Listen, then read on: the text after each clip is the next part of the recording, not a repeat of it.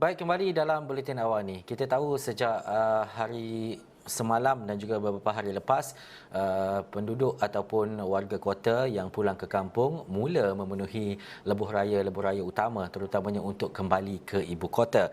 Bagaimanapun laporan trafik yang kita baca dan juga kita dapatkan menerusi Twitter di LLM dan juga di Plus pastinya menunjukkan kesesakan berlaku di beberapa kawasan, terutamanya dari arah utara menghala ke selatan ataupun ke ibu kota. Jadi rakan wartawan dan juga wakil Astro Awani Siti Nur Akila Omar juga tersangkut ataupun melalui kesesakan berkenaan yang kini berada di Sungai Perak untuk pulang ke Johor. Jadi kita nak terus saja bersama dengan Kila kalau ada laporan dan juga bagaimana laluan Plus Highway ataupun Lebuh Raya Plus ketika ini, terutamanya ketika Kila berada di Lebuh Raya dan juga melalui kawasan-kawasan tertentu tadi, Kila. Okey, ya Ehsan, saya tadi berada, saya sebenarnya bergerak daripada Baling, Kedah dalam pukul 11 pagi tadi melalui Lebuh Raya menuju ke Great Perak.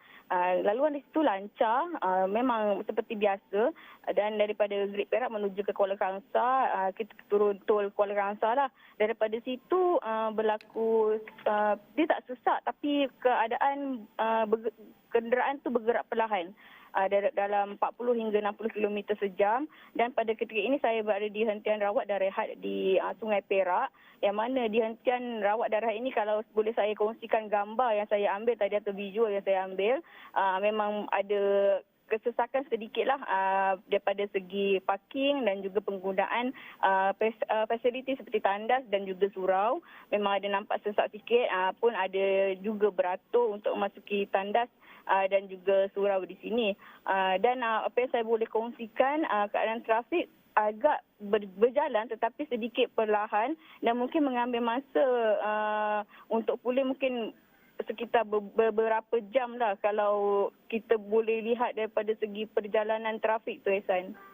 Dan juga Kila ada berhenti di kawasan rehat dan juga rawat RNR, terutamanya di Sungai Perak. Bagaimana Kila melihat kepada keadaan mereka di sana, terutamanya apabila untuk mendapatkan makanan, air ataupun pergi ke tandas dan sebagainya?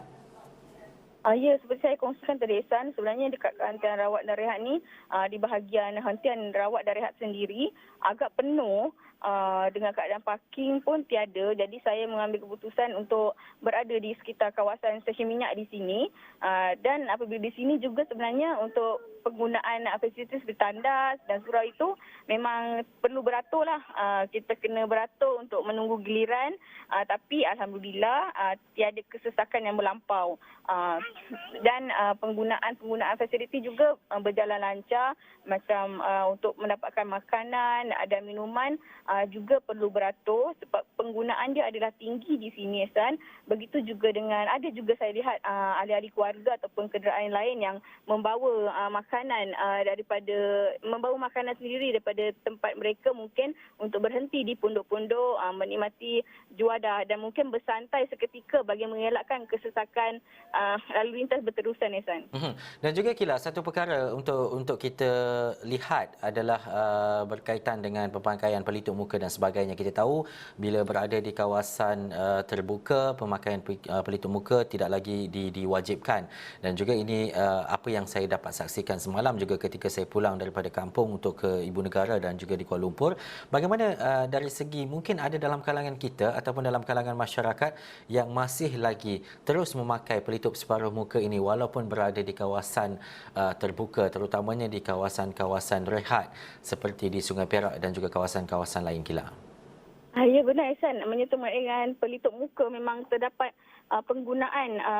Mungkin kalau saya kira kalau 10 orang tu mungkin 1 atau 2 sahaja yang tidak memakai pelitup muka, biarpun ia telah dibenarkan sebenarnya. Dan mereka mungkin mengambil pendekatan yang lebih selamat pada saya. Sebab saya sendiri pun turun memang memakai pelitup muka. Dan apabila saya berada di sini, apabila mereka kebanyakan pengunjung yang berada di sini mereka menggunakan tandas dan juga surau, mereka memang memakai pelitup muka. Ada juga yang tidak pakai, tapi itu hanya boleh dikira dengan jari, Ehsan. mungkin kesedaran itu tinggi lagi buat masa ini sebab kita tahu ramai orang yang berada di kawasan ini sebenarnya biarpun kawasan ini adalah terbuka, San. Baik, terima kasih Siti Nur Akila atas laporan itu tadi. Ini perkembangan yang kita bawakan langsung dari Sungai Perak, dari kawasan rehat dan rawat di sana, dan juga daripada Baling sebenarnya Akila, melalui jalan di Plus ataupun di Lebuh Raya Plus ini, pastinya kesesakan itu masih lagi berlaku di beberapa kawasan, terutamanya di kawasan Mendaki, di Terowong Menora, dan juga di kawasan kawasan-kawasan lain seperti yang dinyatakan. Dan anda boleh dapatkan laporan-laporan lanjut ataupun kemaskini terkini menerusi Twitter di Plus dan juga di LLM ataupun Lembaga Lebuh Raya Malaysia.